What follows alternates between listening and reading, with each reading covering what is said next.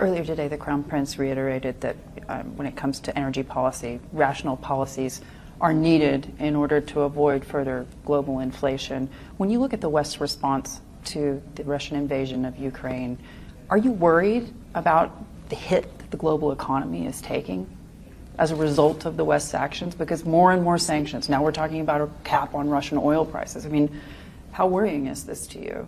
Because Saudi Arabia can do a lot, but they can't be totally responsible for energy markets globally. Yes. There are a lot of different players. Yes, anytime you have a war in the heart of Europe, it's very concerning because we know what happened in World War I, we know what happened in World War II. They both started with a conflict in the heart of Europe. And anytime you have a war anywhere in the world, it's an issue of major concern because it has disruptive elements and effects to it. We have said from the very beginning, we supported the UN General Assembly resolution about the inadmissibility of use of force, about the sovereignty of nations and respect for that. And we have called for a peaceful resolution to this. A, stop the fighting, and to get to the negotiating table and work out your differences peacefully.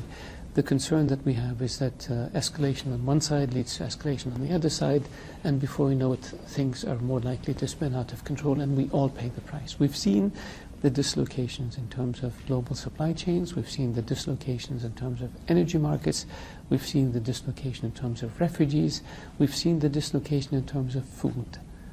And we're at our point, and we've reached out to both Russia and to Ukraine, and we've urged them to move towards a ceasefire and settlement of their conflict peacefully.